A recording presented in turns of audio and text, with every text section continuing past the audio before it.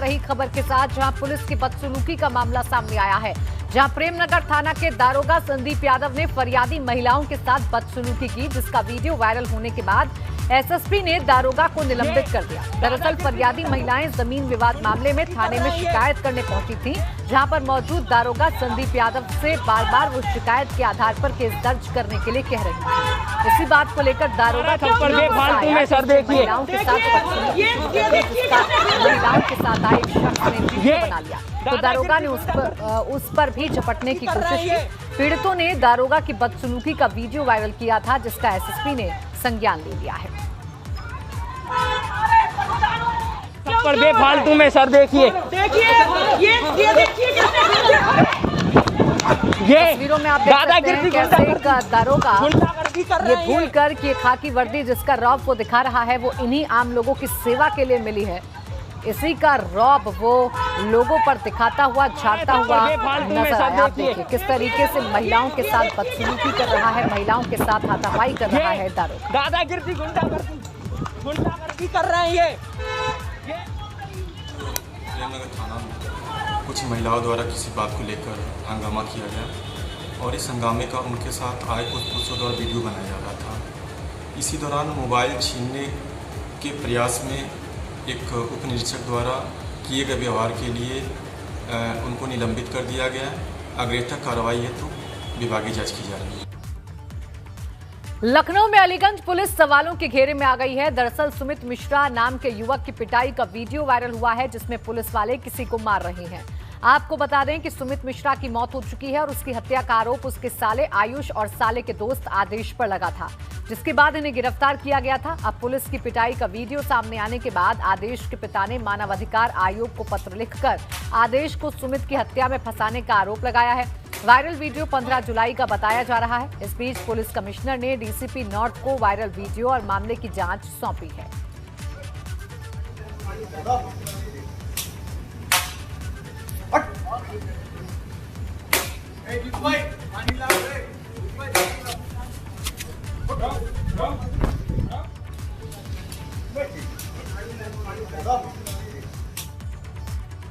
धर्मांतरण के आरोपों को लेकर कानपुर में युवक की पिटाई का मामला अब तूल पकड़ता जा रहा है। ADG law and order Prashant Kumar ने कहा कि जो भी शांति भंग करने का काम करेगा उसके खिलाफ सख्त एक्शन लिया जाएगा। इस मामले में कानपुर पुलिस ने कुछ लोगों को गिरफ्तार भी किया है, तो वहीं इससे ठीक पहले राष्ट्रीय अल्पसंख्यक आयोग ने भी कानपुर मामले का संज्ञान लेते हुए कानपुर पुलिस कमिश्नर को नोटिस जारी किया है। वहीं इस मामले में सियासत भी गर्मा रही है। समाजवादी पार्टी ने मामले को लेकर प्रशासन पर सवाल उठाए।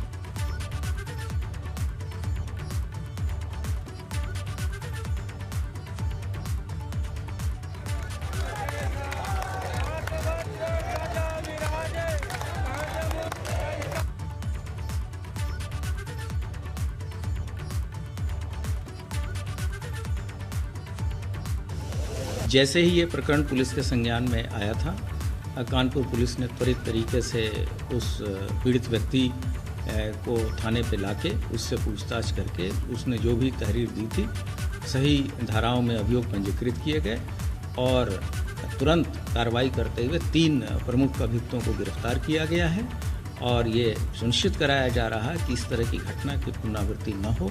कोई भी व्यक्ति अगर शांति व्यवस्था भंग करना चाहेगा तो इसकी इजाज़त नहीं दी जाएगी। और फिल्म अभिनेत्री जया प्रदा पर आपत्तिजनक टिप्पणी के मामले में रामपुर के सपा के सांसद आजम खान और उनके बेटे अब्दुल्ला आजम खान की मुश्किलें बढ़ती जा रही हैं। जया प्रदा पर अश्लील टिप्पणी केस में मुरादाबाद की स्पेशल एमपी एमएलए अदालत ने डिस्चार्ज एप्लीकेशन को खारिज कर दिया है। अब अगली तारीख पर दोनों के खिलाफ आरोप तय होंगे। आजम खान और अब्दुल्ला आजम फरवरी 2020 में सीतापुर जेल में बंद है।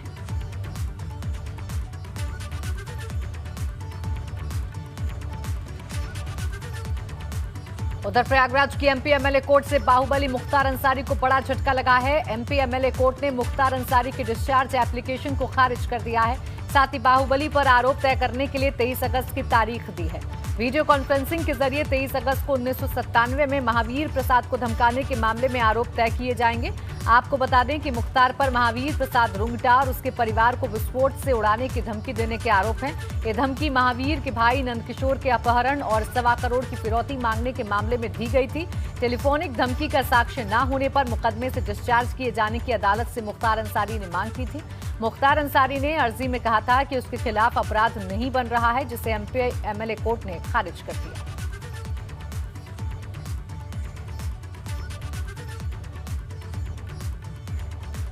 तो माफिया मुख्तार अंसारी और अतीक अहमद की संपत्तियां ईडी के भी रडार पर हैं। यूपी पुलिस के बाद अब ईडी ने भी मुख्तार और अतीक के खिलाफ कार्रवाई तेज कर दी है। दोनों माफिया के खिलाफ प्रयागराज में केस दर्ज करके ईडी उनकी संपत्तियों की छानबीन कर रही है। अवैध रूप से कमाई गई संपत्तियों की सूची बनाकर ईडी इन्हें अटैच करेगी। ईडी की टीम जल्द ही मुख्तार से बांदा जेल और अतीक से गुजरात की साबरमती जेल में पूछताछ भी करेगी। इसके लिए कोर्ट से अनुमति लेने की तैयारी की जा रही है। दोनों माफिया से पूछताछ के दौरान ईडी के अधिकारी उनकी आय और संपत्तियों के स्रोत पता करेंगे। दोनों ने किस तरह अरबों रुपयों का आर्थिक साम्राज्य खड़ा किया, उनके कौन कौन से कारोबार हैं, आय के मुख्य स्रोत क्या क्या हैं, इस बारे में ईडी जानकारी जुटाएगी। पुलिस ने बीते 3 माह के दौरान मुख्तार और उसके गैंग के सदस्यों की 222 करोड़ रुपए और अतीक और उसके गैंग के सदस्यों की करीब 350 करोड़ रुपए की संपत्तियों को जब्त किया है।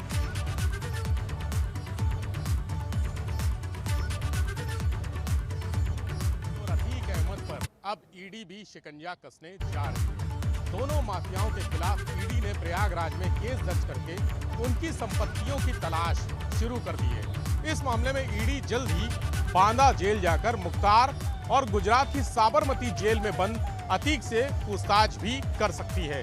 ईडी के अधिकारी मुख्तार और अतीक से उनकी अरबों रुपए के आर्थिक साम्राज्य और आय के स्रोतों के बारे में जानकारी लेंगे। इसके साथ ही दोनों की अवैध रूप से कमाई हुई संपत्तियां भी ईडी अटैच कर सकती है।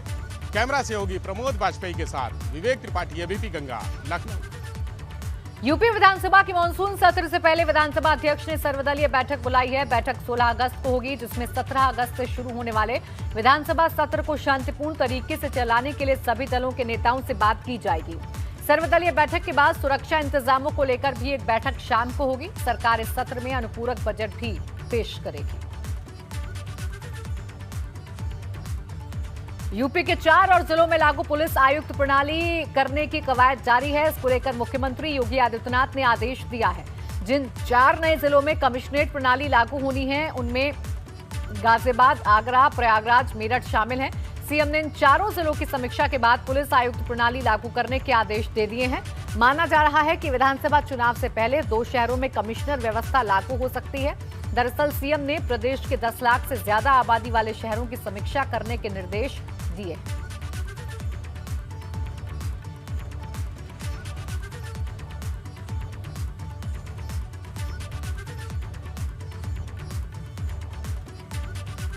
सीएम योगी ने गोरखपुर मंडल के खिलाड़ियों का सम्मान किया। नागपंचमी के मौके पर गोरखनाथ धाम में आयोजित होने वाले खेल प्रतियोगिता कार्यक्रम में सीएम योगी शामिल होने पहुंचे थे।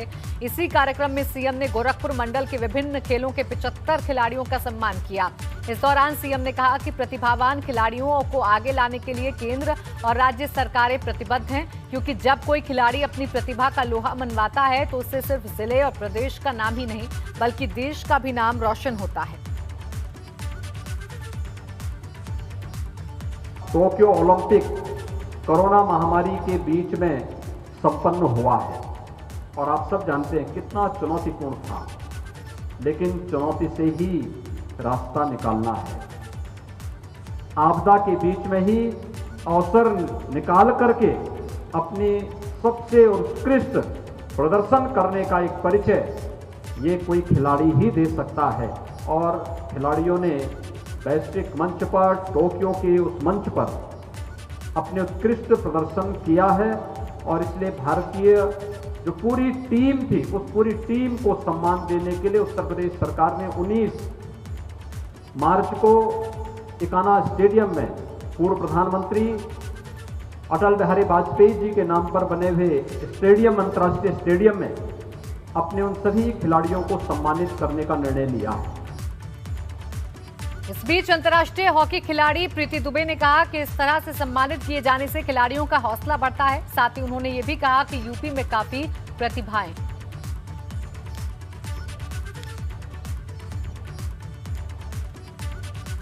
मुझे बहुत अच्छा लग रहा है और जो सर सम्मान देके गए हैं तो उससे और प्रोत्साहन मिलता है कि और अच्छा करें। और जैसे इतने सारे बच्चे आए गोरखपुर में, सर पर्सनली आके देखे कि छोटे बच्चे या बड़े जितने भी हैं और मतलब उनने कोई भेदभाव नहीं किया और बहुत अच्छे से सबको सम्मान दिया। तो ये काफ़ी अच्छा है, बच्चे इससे और आगे जाने की कोशिश करेंगे और अच्छा प्रदर्शन करेंगे। टोक्यो पैरा ओलंपिक के लिए संभल के दीपेंद्र सिंह का भी चयन हुआ है। वो 14 अगस्त को टोक्यो पैरा ओलंपिक में हिस्सा लेने के लिए रवाना होंगे। दीपेंद्र का चयन पैरा ओलंपिक की 10 मीटर एयर पिस्टल प्रतियोगिता के लिए किया गया है। दीपेंद्र पिछले 1 महीने से दिल्ली में रहकर कोच की देखरेख में प्रैक्टिस कर रहे हैं। दीपेंद्र ने 2018 में फ्रांस में आयोजित शूटिंग स्पॉट वर्ल्ड कप में रजत पदक के साथ पैरा ओलंपिक के लिए क्वालिफाई किया। इसके अलावा 2018 में इंडोनेशिया में हुए एशियन पैरा गेम्स में भी देश का प्रतिनिधित्व किया था, जिसमें 7वें स्थान पर रहे और फिर साल 2019 में यूएई में पैरा वर्ल्ड कप में भाग लिया। 3 शूटर्स की टीम को गोल्ड मेडल मिला, जिसमें दीपेंद्र भी शामिल थे।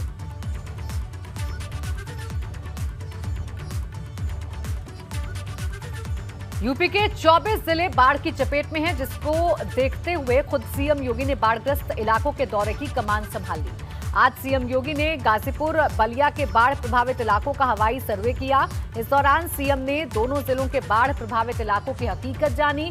सीएम ने गाजीपुर निरीक्षण के दौरान कहा कि नदियों का जलस्तर नीचे आया है, लेकिन इससे होने वाली कटान लोगों के लिए मुश्किल बना रही है, जिससे प्रभावित लोगों के लिए अधिकारियों को हर संभव मदद और राहत सामग्री पहुंचाने के निर्देश हैं।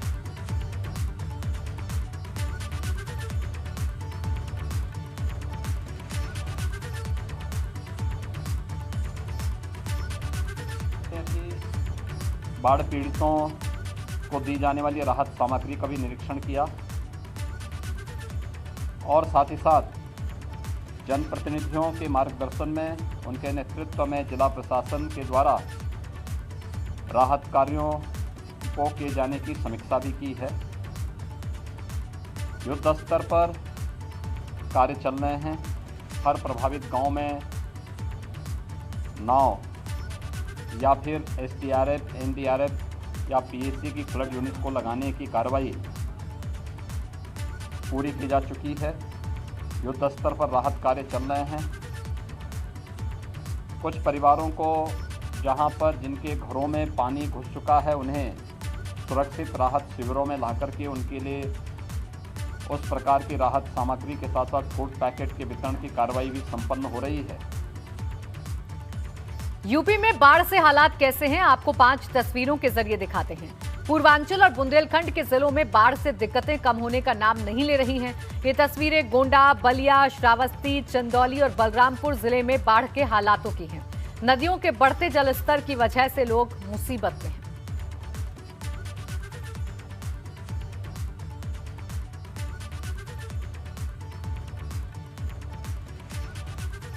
सबसे पहले आपको गोंडा का हाल दिखाते हैं, जहां लगातार हो रही बारिश से निचले इलाकों में जलभराव हो गया है, तो दूसरी तरफ तरफगंज और कर्नलगंज तहसील क्षेत्र घाघरा नदी का जलस्तर धीरे धीरे बढ़ रहा है। लेकिन केंद्रीय जल आयोग की रिपोर्ट के अनुसार अभी घाघरा नदी का जलस्तर खतरे के निशान से नीचे है। घाघरा नदी खतरे के निशान से नीचे होने के बाद भी लगातार कटान कर रही है, जिससे लोगों में दहशत है और लोग पलायन करने ऊंची जगह पर जाने को मजबूर हैं।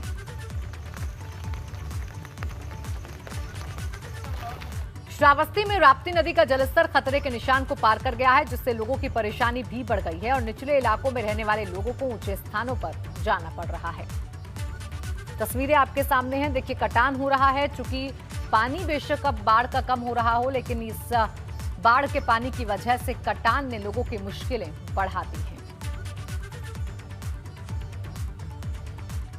देहरादून में तेज आंधी बारिश से उस वक्त हड़कंप मच गया जब कैंट थाना क्षेत्र में आयोजित रक्षाबंधन कार्यक्रम का टेंट ढह गया। इसमें कैबिनेट मंत्री गणेश जोशी भी शामिल थे और यहां बड़ी संख्या में महिलाएं और बच्चे भी मौजूद थे। इस घटना के बाद यहां अफरा तफरी मच गई, लोग टेंट से निकलने लगे। हालांकि गनीमत ये रही कि इसमें कोई हताहत नहीं हुआ। देखिए तस्वीरें हम आपको दिखा रहे हैं। रक्षाबंधन कार्यक्रम के लिए टेंट लगाया गया था, लेकिन खराब मौसम की वजह से ये टेंट ढह गया। हालांकि राहत की बात ये रही कि कोई हताहत नहीं हुआ।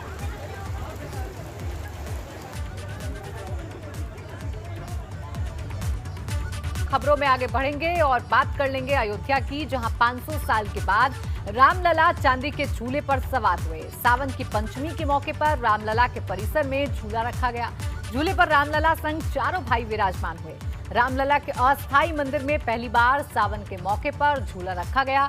रामलला के भक्तों ने झूलनोत्सव का आनंद लिया और रामलला के दर्शन भी किए।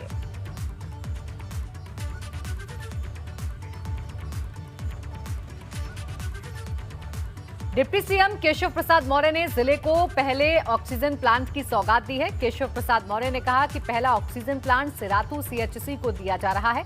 मंझनपुर मुख्यालय सहित अन्य सीएचसी में और भी ऑक्सीजन प्लांट जल्द लगेंगे ताकि अस्पताल आने वाले हर जरूरतमंद को ऑक्सीजन मिल सके। मुख्य अतिथि महोदय का अभिवादन, अभिनंदन और सम्मान करते हुए हमारे अभी दूसरा प्लांट कड़ा में भी तैयार हो रहा है। जिला हॉस्पिटल में भी इसकी तैयारी अंतिम रूप दिया गया है। हमारा प्रयास है कि चिकित्सा की दृष्टि से जो समस्या जनपद कौशाम्बी के लोगों को होती थी, उस समस्या से जनपद मुक्त हो और सारी चिकित्सा सुविधा, हमारा प्रयास है कि मेडिकल कॉलेज बनने से पहले यहाँ वह सारे हमारे जिला हॉस्पिटल CHC आदि में उपलब्ध हो जाए।